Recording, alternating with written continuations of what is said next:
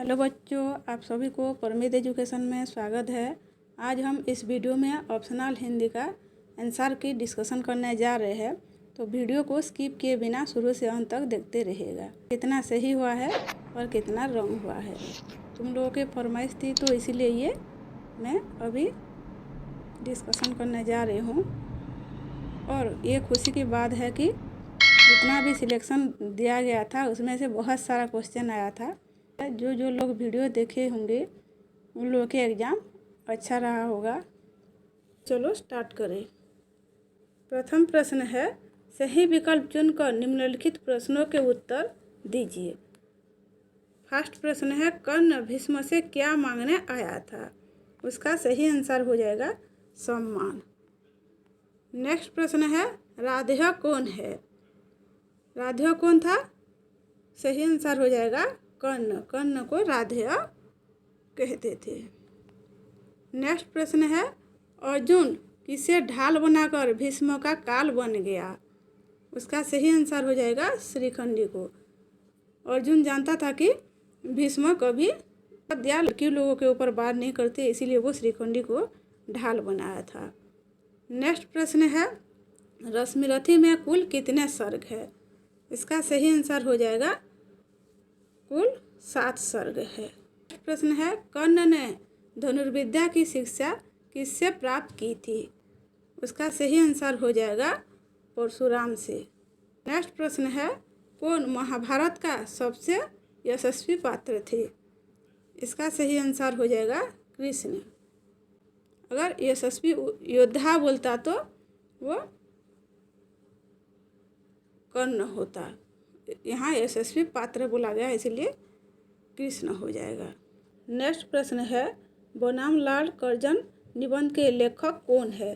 तो इसका सही आंसर हो जाएगा बालमुकुंद गुप्त।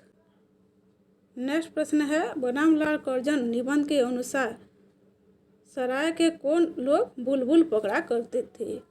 तो उसका सही आंसर हो जाएगा भटियारी। नेक्स्ट प्रश्न है, खांडव वन को किसने जलाया था? इसका सही आंसर हो जाएगा अर्जुन। नेक्स्ट प्रश्न है, दोपहर के भोजन के लेखक के नाम क्या है? इसका सही आंसर हो जाएगा अमरकांत। नेक्स्ट प्रश्न है, किसने कहा अजावक घर में चले जाइए? इसका सही आंसर है बूढ़े सियार ने। प्रश्न है, भारत में लॉर्ड कर्जन के कितने वर्ष पूरे हो गए थे? सही आंसर हो जाएगा 5 वर्ष। नेक्स्ट प्रश्न है, मिल में नौकरी करने वाले बग्गा साहब का मासिक वेतन कितना था? इसका सही आंसर हो जाएगा 1200 रुपये। प्रश्न है, दोपहर का भोजन कहानी का केंद्रीय पात्र कौन है? इसका सही आंसर हो जाएगा सिद्धेश्वरी। प्रश्न है, रमा कौन सी नौकरी करती थी? उसका सही आंसर हो जाएगा लेक्चरर। नेक्स्ट प्रश्न है, पुरुष को भाववाचक संज्ञा में बदल लिए। तो इसका सही आंसर हो जाएगा पुरुष। नेक्स्ट प्रश्न है, लड़का शब्द का वचन बदलिए। तो उसका सही आंसर हो जाएगा लड़की। नेक्स्ट प्रश्न है, गुरु शब्द का बहुवचन क्या होगा? उसका सही आंसर हो जाएगा गुरुएं। नेक्स्ट प्रश्न है, गोपाल बल्ले से खेलता है। वाक्य में रेखांकित पद किस कारक में है? तो यहाँ खेल रहा है, इसमें हो जाएगा ये करण कारक। नेक्स्ट प्रश्न है, पेड़ से आम गिरा। वाक्य में रेखांकित पद के कारक को पहचानिए। तो पेड़ से आम गिरा, वाक्य में रेखांकित पद के कारक को पहचानिए। यहाँ क्या है? पेड़ से क्या गिरा? आम। तो जहाँ अलग हो जाता है उधर क्या होता है? आपादन कारक। नेक्स्ट प्रश्न है, हम यात्रा कर रहे हैं। वाक्य का अंग्रेजी अनुवाद क्या होगा? We are travelling. Group B का निम्नलिखित प्रश्नों में से किन्हीं 8 के उत्तर दीजिए। यहाँ 8 का उत्तर देना पड़ेगा, इसी हिसाब से 2-2 मार्कों के 16 मार्क आएगा। प्रथम प्रश्न है, कर्ण की प्रशंसा में भीष्म ने क्या कहा? उत्तर हो जाएगा, भीष्म ने कर्ण की प्रशंसा करते हुए कहा कि तुम्हें पाकर ही दुर्योधन अपने आप को बड़ा भाग्यशाली समझ रहा है, नहीं तो तुझसे बढ़कर मैं और किसे वीर मानता। तुम पार्थ जैसा रथी हो, धनुर्धारी और कृष्ण जैसा भारी रणभट हो, उसके साथ धर्मज्ञ, वीर, पावन चरित्र हो, दीन दलितों के मित्र हो। तो कर्ण की प्रशंसा इस तरह भीष्म ने किए थे। नेक्स्ट प्रश्न है, अश्वसन अर्जुन को क्यों मारना चाहता था? तो इसका उत्तर हो जाएगा, अर्जुन ने जब खांडव वन को जला तब अश्वसन नामक सर्प की माता बेटे को निगलकर आकाश में उड़ गई, मगर अर्जुन ने उसका मस्तक बाण से काट डाला। सर्पणी तो मर गई, लेकिन अश्वसन बचकर भाग गया। उसी वेर का बदला लेने के लिए वह कुरुक्षेत्र की रणभूमि में आया था। तो ऐसे बदला लेने के लिए वो रणभूमि में आया था और अर्जुन को मारना चाहता था। नेक्स्ट प्रश्न है, घटोत्कच की मृत्यु किस प्रकार हुई थी? का मृत्यु हुआ था, कौरव की जीत हुई पर कर्ण हार गया था। इसमें वह अपना सब कुछ हार कर खोया हुआ जा रहा था। जय घोष की झंकार से आगे कहीं सोया हुआ था। पांडव की ओर से कृष्ण मुस्कुरा रहे थे, पर कर्ण अपना सब कुछ हार गया था। तो जब एकाग्नि का प्रयोग हुआ था, घटोत्कच का इसी में मृत्यु हो गया था। नेक्स्ट प्रश्न है, प्रगति के कितने मार्ग है? प्रकाश डालिए। तो उसका उत्तर हो जाएगा, प्रगति के 2 ही मार्ग है, स्वाभाविक विकास का अथवा क्रांति का। इनमें से क्रांति का मार्ग सर्वत्र खतरे वाला हुआ करता है और परिणाम भी अनिश्चित, उसका कोई परिणाम नहीं होता है, सुनिश्चित नहीं होता है। नेक्स्ट प्रश्न है, लॉर्ड कर्जन के किस काम को लेखक ने सो बताया? इसका आंसर हो जाएगा, विक्टोरिया मेमोरियल हॉल और दिल्ली दरबार। नेक्स्ट प्रश्न है, पशु समाज में हर्ष की लहर क्यों दौड़ गई? इसका उत्तर हो जाएगा, वन प्रदेश में भेड़ों ने सोचा कानून बनाए। पशु समाज में इस क्रांतिकारी परिवर्तन से हर्ष की लहर दौड़ गई कि सुख, समृद्धि और सुरक्षा का स्वर्ण युग अब आया और वह आया। तो इस तरह वो पशु समाज में हर्ष छा गई थी। नेक्स्ट प्रश्न है, सिद्धेश्वरी के 3 बेटों के नाम और उम्र लिखिए। तो सिद्धेश्वरी के 3 बेटे का नाम, प्रथम है रामचंद्र, जिसका उम्र था 21 वर्ष, और दूसरा बेटा था मोहन। मोहन को 18 वर्ष हो रहा था, और जो छोटा था सबसे, उसका नाम था प्रमोद, उसको 6 वर्ष हो रहा था। नाम और उम्र ऐसे थे। प्रश्न है, जातिवाचक संज्ञा किसे कहती है? उदाहरण दीजिए। तो उत्तर हो जाएगा, जातिवाचक संज्ञा जिस संज्ञा शब्द से किसी जाति के संपूर्ण प्राणियों, वस्तुओं, स्थानों आदि का बोध हो, उसे जातिवाचक संज्ञा कहती है। उदाहरण है मनुष्य, स्त्री, पुरुष, पुस्तक, पहाड़, नदी, ये सब होगा। नेक्स्ट प्रश्न है, वचन के कितने भेद होते हैं? बतलाइए। उत्तर हो जाएगा, हिंदी में वचन 2 प्रकार के होते हैं। एक होता है एक वचन और दूसरा बहुवचन। एक वचन और बहुवचन होता है। नेक्स्ट प्रश्न है, संबोधन कारक किसे कहते हैं? उदाहरण दीजिए। उत्तर, संज्ञा के जिस रूप से किसी को पुकारने, बुलाने, सुनाने या सावधान करने के भाव का बोध होता है, उसे संबोधन कारक कहते हैं। जैसे कि अरे, अहे, हेलो आदि, ये सब। उदाहरण है हे ईश्वर, हे भगवान, हे प्रभु, ऐसे जो बोलते हैं। अरे राम, अरे श्याम, हेलो, ऐसे जो बोलते हैं, ये सब संबोधन में आएगा। नेक्स्ट प्रश्न है ग्रुप सी का, जो 3 मार्क का है। प्रथम प्रश्न है, कृष्ण ने कर्ण की प्रशंसा में युधिष्ठिर से क्या क्या कहा? उत्तर हो जाएगा, कृष्ण ने युधिष्ठिर से कहा, कर्ण तुम्हारा अग्रज था, इस बात को मत भूलो। वह धर्मनिष्ठ धनुर्धर था, तपस्वी, सत्यवादी, व्रती था, मन से बड़ा यति था। उसका हृदय निष्कपट और सारे कर्म पवित्र थे और दलितों का तारक था। बड़ा दानी था, किसका उसने कल्याण नहीं किया। छिप कर भी उसने दान दिया। संसार के लिए सब कुछ खोकर आज निस्व होकर मरा। वह जग को तारने के लिए जन्मा था, हारने के लिए नहीं। लेकिन संसार कल्याण के लिए सब कुछ लूटा गया। वह शत्रु को भी त्राण दिया था, मित्रता पर उसने प्राण दिया है। मनुज कुल को बलहीन करके वह चला गया। यह ना कहो कि विकराल शत्रु था, पर वह शील धर्म दया का पुजारी था। इसलिए द्रोण समझकर उसे भक्ति करो, भीष्म समझकर सम्मान करो। वह मनुजता का नेता था जो आज चला गया। कृष्ण यहाँ पे कर्ण का इस तरह का प्रशंसा किए थे युधिष्ठिर के सामने। नेक्स्ट प्रश्न है, कृष्ण ने घटोत्कच को किस लिए बुलाया। उत्तर हो जाएगा, कर्ण ने अर्जुन को द्वितीय रण के लिए आह्वान किया। कृष्ण अर्जुन का रथ कर्ण से बचाते हुए फिरते थे। उन्हें डर था कि कहीं कर्ण अर्जुन के ऊपर एकाग्नि का प्रयोग ना कर दे। अर्जुन को उसने बचाने के लिए कृष्ण ने घटोत्कच को बुलाया और कहा, देखो कर्ण की विशिष्ट दृष्टि किस प्रकार युद्ध भूमि पर बरस रही है। पांडव सेना गो के सामने डर कर भाग रही है।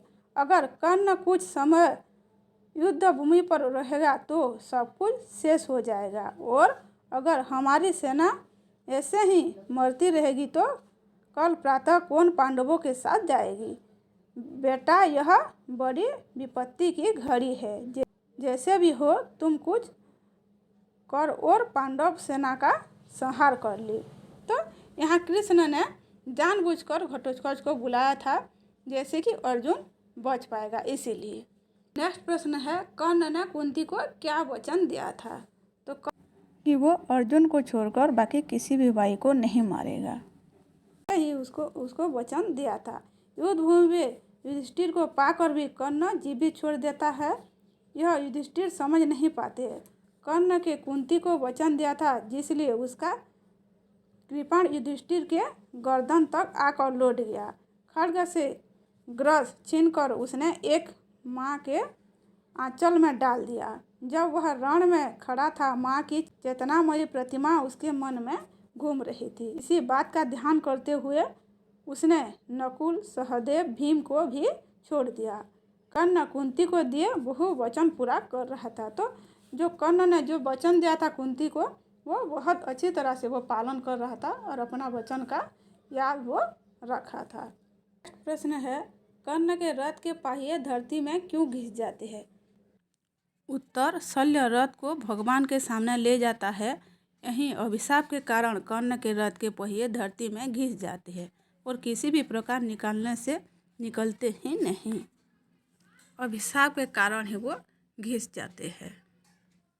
कृष्ण के इशारे से वो सब कुछ हो रहा था और उस टाइम कर्ण के ऊपर अर्जुन ने वार भी किया था।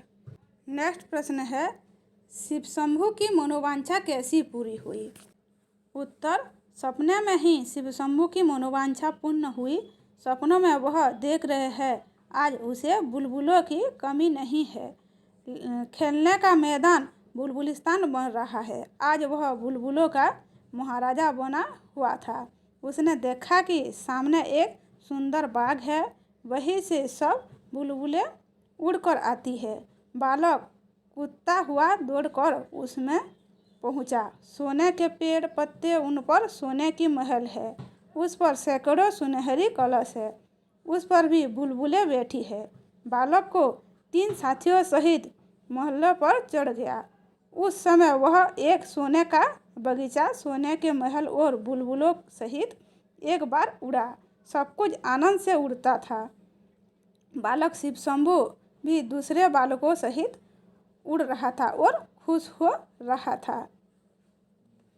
तो यहाँ पे शिव शंभु जो सपने में जो सब कुछ देखा था उसका मनोवांछा पूर्ण हो रहा था, तो वो बहुत खुश था।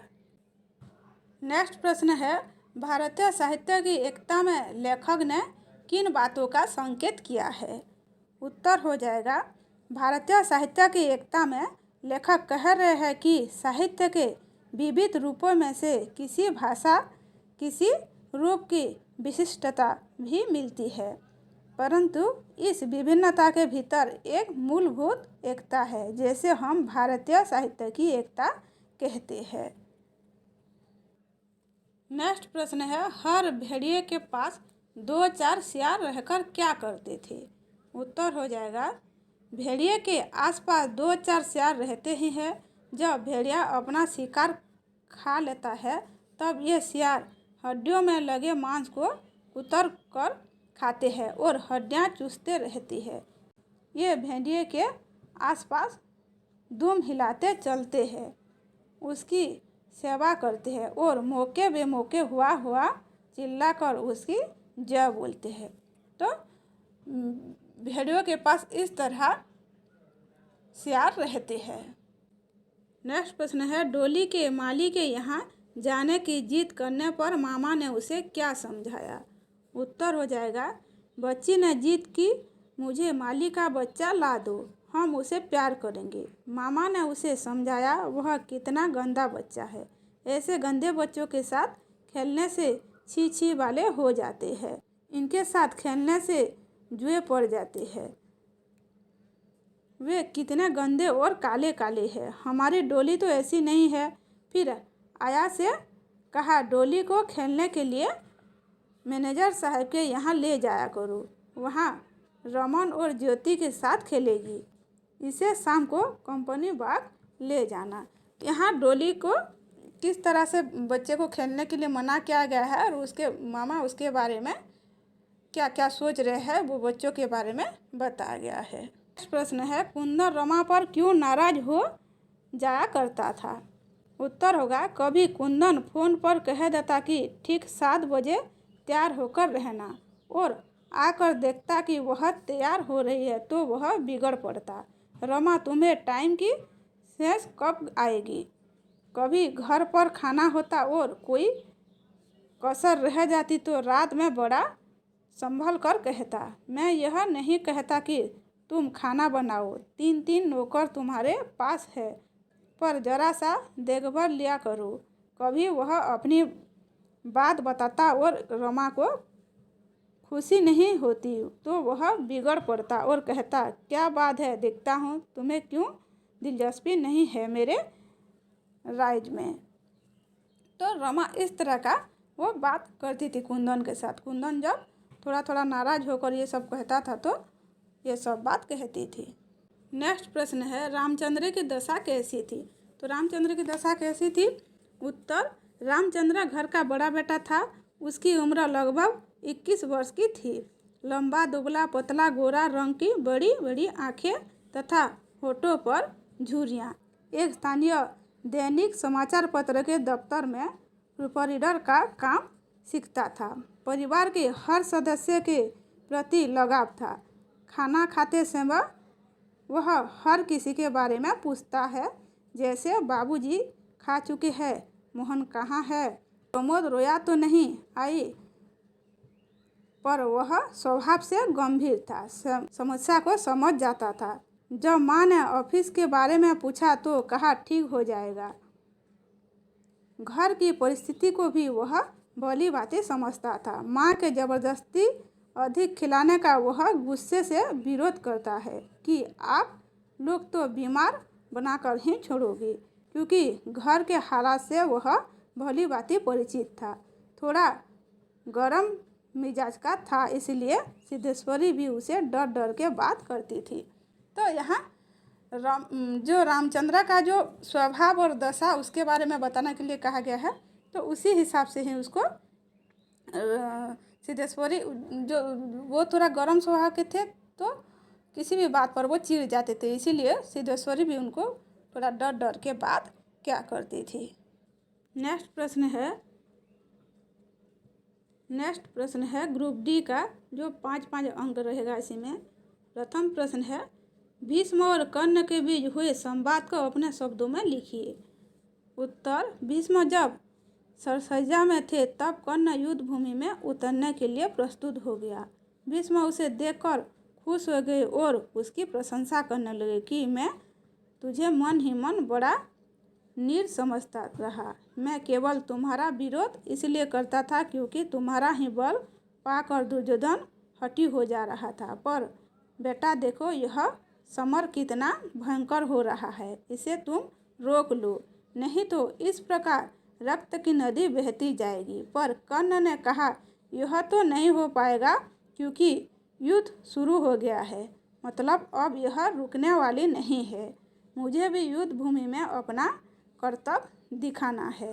तो यहाँ पे जब भीष्म और कर्ण के बीच दोनों बात कर रहे थे, तो कर्ण ने यही कहा कि ये युद्ध अब रोका नहीं जा सकता, ये तो आगे बढ़ गया है, मुझे भी यहाँ पर अपना पराक्रम दिखाना है। नेक्स्ट प्रश्न है, रसमरथी के पठितांश के आधार पर कर्ण का चरित्र चित्रण कीजिए। उत्तर, कर्ण सूर्य और कुंती का पुत्र था। समाज के भय से कुंती ने कर्ण को नदी में बहा दी थी। राधा नामक एक औरत ने कर्ण का लालन पालन की थी। इस प्रकार कर्ण को राधेय कहा गया और सूत कुल में रहने के कारण उसे सूत पुत्र भी कहा गया। कर्ण दुर्योधन का परम मित्र था। मित्रता के लिए उसने अपने प्राणों तक न्यौछावर करने के लिए प्रस्तुत था। वह महादानी था, ऐसा दानी जो अपने जीवन का दान देने के लिए प्रस्तुत हो जाता है। इंद्र को अपने जीवन भर की पूंजी कवच कुंडल का दान दे देता। वह उन लोगों का आदर्श था जो नीच कुल में जन्मे थे और जिन्हें अपने बाहुबल पर भरोसा था। वह विनम्र था। भीष्म ने सूत पुत्र कहकर कर्ण का बहुत अपमान किया था। उसने सरसज्जा के बाद कर्ण भीष्म के पास जाते हैं युद्ध करने के लिए अनुमति लेने के लिए। कर्ण मानवता का पुजारी था। जब अश्वसेन कर्ण की मदद करने के लिए कहने लगा, तब कर्ण ने साप मना कर दिया, यह कहकर कि सांप मानव का शत्रु है। एक मानव को मारने के लिए मैं सांप की सहायता नहीं ले सकता। हर बार कर्ण के साथ भाग्य का छल होता है। उससे छल करके कवच कुंडल ले लिया जाता है। बदले में एकाग्नि जो मिलता है उसे भी वह मजबूरन घटोत्कच पर प्रयोग करने के लिए पड़ता है। अंत में जब वह रथ का पहिया कीचड़ से निकलता है, छल करके अर्जुन उस पर वार करता है और कर्ण को मार देता है। वह वीर था, भीष्म और द्रोण के समान पूज्य था। तो यहाँ हर पल कर्ण के साथ छल ही किया गया है और कर्ण को आखिरी में छल से भी मारा गया है। नेक्स्ट प्रश्न है, मूर्तियों पर लेखक ने लॉर्ड कर्जन से क्या कहा। उत्तर होगा, लेखक कह रहे हैं कि इस देश की प्रजा के हृदय में कोई स्मृति मंदिर बनाए। साधु की मूर्तियाँ ज़्यादा हो जाएगी तो हवा को रोक लेगी। और यहाँ भी देखा जाए, हमारे दरिद्र देश के बहुत से धन की एक ढेरी है जो किसी काम नहीं आ सकती। एक बार जाकर देखने से ही विदित होता है कि वह कुछ विशेष पक्षियों के कुछ देर विश्राम लेने के अड्डे से बढ़कर कुछ नहीं है। इसलिए ऐसे मूर्ति ना बनाकर देश के गरीबों के हृदय में मूर्ति बनाने की कोशिश करें। जो भी समय अभी भी है उसमें सो ना करके ड्यूटी करें। तो यहाँ पे कहा गया है कि मूर्ति, ऐसे बड़े बड़े मूर्ति बना के कोई फ़ायदा नहीं है, और बनाना है तो मूर्ति गरीबों के हृदय में बनाइए, अभी शो करने के टाइम नहीं है, यही कहा गया है। नेक्स्ट प्रश्न है, लेखक को हमारी प्रजातांत्रिक व्यवस्था में कौन कौन सी खामियां नज़र आती है जिनका जिक्र उन्होंने इस रचना के माध्यम से किया है। उत्तर, हरिशंकर परसाई का नाम उन लेखकों में सबसे पहले आता है जिन्होंने व्यंग को साहित्यिक गरिमा प्रदान की है। इनकी रचनाओं में व्यंग के माध्यम से ही समाज की रूढ़ियों समस्याओं का समाधान करते हैं। भेड़े और भेड़ियों रचना में लेखक ने प्रजातांत्रिक व्यवस्था में व्याप्त वोट की राजनीति पर तीखा व्यंग किया है। प्रजातंत्र के नाम पर चालाक और ढोंगी राजनेता सीधे साधे लोगों को छलते हैं और सत्ता अपने हाथ में रखते हैं। यही इस रचना का मूल स्वरूप है। इन निबंधों में भेड़े और भेड़ियों दो वर्ग के प्रतीकों को लिया गया है। भेड़े शोषित वर्ग की प्रतीक है और भेड़िए शीर्षक वर्ग का प्रतीक है। शोषक वर्ग हमेशा गरीबों और निरीह वर्ग का शोषण करता है। राजसत्ता पाने के लिए अधिकारी वर्ग गद्दी पाने के लिए कुछ भी कर सकती है। ढोंग के माध्यम से शोषक वर्ग हमेशा गरीब जनता को लूटता रहता है। भोले भाले जनता सत्ता को अपनी सुरक्षा का भार सौंप देता है, परंतु सत्ता पाने के बाद गरीब जनता के जीवन में कोई परिवर्तन नहीं होता है। वे हमेशा आदि से अंत तक शोषित होते हैं। तो यहाँ जैसे कि शोषित वर्ग गरीब के ऊपर जैसे शोषण करके अपना सत्ता के लिए वो कुछ भी कर सकते हैं। वो दूसरों के दुख नहीं दूसरों के दुख को दुख के हिसाब से नहीं लेते हैं, ऐसे ही यहाँ कहा गया है। नेक्स्ट प्रश्न है, डोली की शिक्षा को लेकर बग्गा साहब की कैसी कल्पनाएं थी? उत्तर, बग्गा साहब मिल में चीफ इंजीनियर है, बिलात पास है, 1200 रुपया महीना पाते हैं। उनकी बस एक लड़की है, डोली 5वें वर्ष में है। उसके बाद कोई संतान नहीं हुई। एक ही संतान के प्रति अपना कर्तव्य पूरा कर सकने से साहब और मामा को पर्याप्त संतोष है। बग्गा साहब की नज़रों में संतान के प्रति उत्तरदायित्व का आदर्श ऊंचा है। वे डोली को बेटी या बेटा सब कुछ समझकर संतोष की है। यूनिवर्सिटी की शिक्षा तो वह पाएगी ही, इसके बाद शिक्षा क्रम पूरा करने के लिए उसका बिलात जाना भी आवश्यक और निश्चित है। संसार के प्रति शिक्षा के उत्तरदायित्व का यह आदर्श कितनी संतानों के प्रति पूरा किया जा सकता है? बग्गा साहब और उनकी मैसेज का कहना है कि यूँ कीड़े मकोड़े की तरह पैदा करके क्या फ़ायदा। तो यहाँ पे बग्गा साहब ने कह दिया है कि कीड़ों मकोड़ों की जैसे पैदा करने से कोई फ़ायदा नहीं है। अगर बच्चा हुआ है तो उसको किस तरह उच्च शिक्षा प्राप्त हो पाएगा, उसके लिए सोचना चाहिए। नेक्स्ट प्रश्न है, सिद्धेश्वरी के चरित्र पर प्रकाश डालिए। उत्तर, दोपहर का भोजन कहानी में सिद्धेश्वरी एक मजबूत कड़ी है, एकमात्र ऐसा सूत्र है जो परिवार के हर सदस्य की आशंका पीड़ा को अपनी ममता और पीड़ा से, अपने निजी प्रयत्नों और अंदरूनी सतर्कता से बांधे रहती है। परिवार के सदस्य एक साथ बैठकर खाना ना खाकर भी एक दूसरे की उपस्थिति को महसूस कर रहे हैं। जब बड़ा बेटा खाने के लिए बैठता है और छोटे भाई के बारे में पूछता है तो सिद्धेश्वरी झूठ बोलती है, पर उस झूठ बोलने के पीछे परिवार को जोड़कर रखना ही उसकी उद्देश्य रहता है। वह कहती है, मझला लड़का बड़ा भाई का कितना सम्मान करता है और 24 घंटे पढ़ाई में लगा रहता है। मंझला लड़का जब खाने के लिए बैठता है तो सिद्धेश्वरी उसके सामने बोलती है कि बड़ा भाई तुम्हारी तारीफ कर रहा था और कहता था कि मोहन बड़ा दिमागी है। यह सुनकर मोहन भी हंस देता है। यहाँ तक कि जब मुंशी चंद्रिका प्रसाद जब खाते हैं तो सिद्धेश्वरी कहती है कि बड़ा लड़का बोल रहा था कि बाबूजी तो देवता के समान है। इस बात पर वह बहुत खुश हो जाते हैं। उनका प्यार और विश्वास तब दिखाई पड़ता है जब वह कहते हैं कि मेरे तीनों लड़के बहुत होशियार हैं। सिद्धेश्वरी की यह छोटी सी कोशिश भले ही झूठ बोलकर ही क्यों ना हो, पर हर सदस्य को एक दूसरे के साथ बांध कर रखती है और परिवार को भी शक्तिशाली बनाता है। तो यहाँ सिद्धेश्वरी अपने परिवार को किस तरह जोड़ कर रखी है और उसके ऊपर किस तरह का प्यार दूसरे के ऊपर एक दूसरे कर रहे हैं, उसी हिसाब से वो बताई है। सिद्धेश्वरी के यहाँ इस तरह का चरित्र वर्णन की गई है।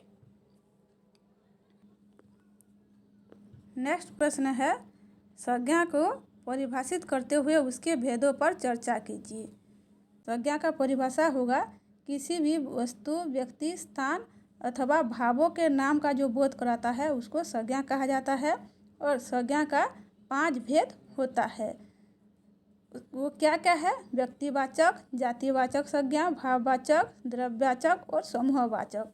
फर्स्ट जो व्यक्तिवाचक है उसका परिभाषा होगा, जिस संज्ञा शब्द से एक ही मनुष्य, प्राणी, स्थान या वस्तु के नाम का बोध हो उसे व्यक्तिवाचक संज्ञा कहते हैं। जैसे कि विशेष का बोध कराता है, सामान्य का नहीं। व्यक्तिवाचक संज्ञा में व्यक्तियों, देशों, शहरों, नदियों, पर्वतों, पत्रों आदि का जो बोध कराता है। नेक्स्ट है जातिवाचक संज्ञा, जिस संज्ञा शब्द से किसी जाति के संपूर्ण प्राणियों, वस्तुओं, स्थानों आदि का बोध हो उसे जातिवाचक संज्ञा कहती है। जैसे मनुष्य, स्त्री, पुरुष, पहाड़, नदी, ये सब होगा। नेक्स्ट है भाववाचक संज्ञा, जिस संज्ञा शब्द से व्यक्ति या वस्तु के गुण या धर्म, दशा, मनोभाव, कार्य अथवा व्यापार का बोध होता है उसे भाववाचक संज्ञा कहती है। जैसे कोमलता, घृणा, गरीबी, पीड़ा, जिसमें किसी के भाव के बारे में ही पता चलता है, इसको ही भाववाचक कहते हैं। नेक्स्ट है द्रव्यवाचक संज्ञा, जिस शब्द से द्रव्य या पदार्थ, नाप तोल वाली वस्तु या पदार्थ का बोध हो उसे द्रव्यवाचक संज्ञा कहते हैं। द्रव्यवाचक संज्ञा शब्दों का प्रयोग प्राय एक वचन में ही किया जाता है, क्योंकि ये शब्द गण्य नहीं होते। जैसे कि सोना, पानी, स्टील, प्लास्टिक ऐसे ही होता है। नेक्स्ट है समूहवाचक। समूहवाचक किसे कहा जाता है? जिस संज्ञा शब्द से वस्तु अथवा प्राणी के समूह या समुदाय का बोध होता है उसे समूहवाचक संज्ञा कहते हैं। जैसे कि झुंड, टोली, पुंज, ये सब समूहवाचक संज्ञा में आ जाएगा।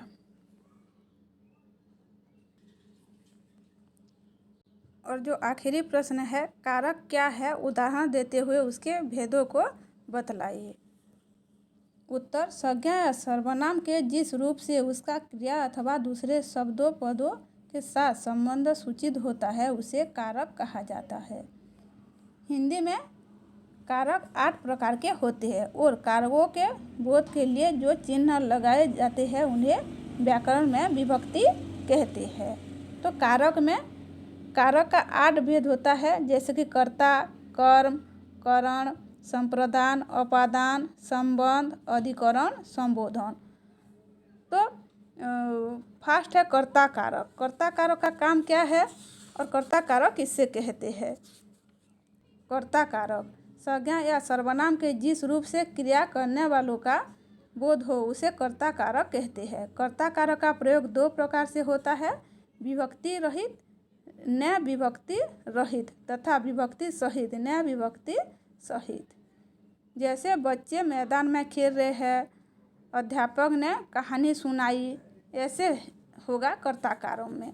न का प्रयोग होता है, न लगता है उसमें। और नेक्स्ट है कर्म कारक। संज्ञा या सर्वनाम के उस रूप को कर्म कारक कहते हैं जिस पर क्रिया के व्यापार का फल पड़ता है। इसका विभक्ति चिन्ह को है, तो इसमें को का ही लगाकर कहा जाता है। जैसे पुलिस ने चोर को मारा, किसने मारा? पुलिस ने चोर को मारा। को का यहाँ जो प्रयोग होता है इसको ही कर्म कारक कहते हैं। नेक्स्ट है करण कारक संज्ञा। नेक्स्ट है करण कारक। करण कारक का संज्ञा होगा, संज्ञा या सर्वनाम के जिस रूप से क्रिया करने के साधन का बोध हो उसे करण कारक कहते हैं। इसका विभक्ति चिन्ह से के द्वारा होगा। कभी कभी करण कारक का प्रयोग बिना विभक्ति चिन्ह के भी होता है। जैसे रमेश को पत्र द्वारा सूचना दी गई, इस तरह का वो होगा। नेक्स्ट है संप्रदान कारक। संज्ञा या सर्वनाम के उस रूप को जिससे क्रिया को कुछ देने या फिर किसी के लिए कुछ करने का बोध हो उसे संप्रदान कारक कहती है। ये कैसे होगा? के लिए, को, ये सब इसमें आता है। जैसे कि माँ ने बच्चे के लिए खिलौने लिए, यहाँ पे लगा है के लिए, और किसी के वास्ते के लिए, ऐसे सब हो जाने से ये हो जाएगा संप्रदान कारक। और नेक्स्ट है अपादान कारक। संज्ञा या सर्वनाम के जिस रूप से किसी वस्तु के अलग या पृथक होने का भाव प्रकट होता है उसे अपादान कारक कहते हैं। जैसे पेड़ से पत्ते गिरते हैं, ऊपर से अगर किसी भी जिससे अलग जब होते हैं इसको अपादान कारक कहते हैं। नेक्स्ट है संबंध कारक। संबंध में क्या होगा? संज्ञा या सर्वनाम के जिस रूप से उसका संबंध वाक्य में आई अन्य संज्ञा से प्रकट हो उसे संबंध कारक कहते हैं। इसका विभक्ति चिन्ह का, के, की, रा, रे, री, ना, ने, नी ऐसे सब होता है। जैसे कि रमेश की किताब कहीं खो गई, यहाँ की लगा है, की इसके साथ संबंध में आ जाएगा। भारत हमारा देश है, यहाँ क्या है? हमारा, ये भी ऐसे में भी आ जाएगा। नेक्स्ट है अधिकरण कारक। संज्ञा या सर्वनाम के जिस रूप से क्रिया के आधार यानी स्थान, समय आदि का बोध हो उसे अधिकरण कारक कहते हैं। इसका विभक्ति चिन्ह में और पर है। तो इसका विभक्ति चिन्ह क्या है? में और पर। गोपाल 2 घंटे में घर पहुँचे, गोपाल 2 घंटे में घर पहुँचेगा। तो यहाँ क्या हुआ? घंटे में जो है ये हो जाएगा अधिकरण कारक। पेड़ पर बंदर बैठा है, कहाँ पर बैठा है? पेड़ पर, तो पेड़ के ऊपर बैठा है तो यहाँ पे हो जाएगा अधिकरण कारक। जो नेक्स्ट आखिरी जो है संबोधन कारक। संज्ञा के जिस रूप से किसी को पुकारने, बुलाने, सुनाने या सावधान करने के भाव का बोध होता है उसे संबोधन कारक कहते हैं।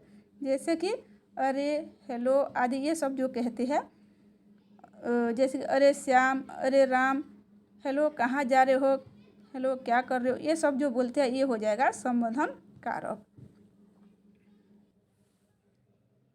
तो बच्चों यही था तुम लोगों के ऑप्शनल हिंदी का आंसर की। अभी तक जो चैनल को सब्सक्राइब नहीं किए हो प्लीज़ सब्सक्राइब कर लेना, बहुत टाइम लगता है इस वीडियो बनाने में, और अपने दोस्तों लोगों के साथ शेयर करना। धन्यवाद।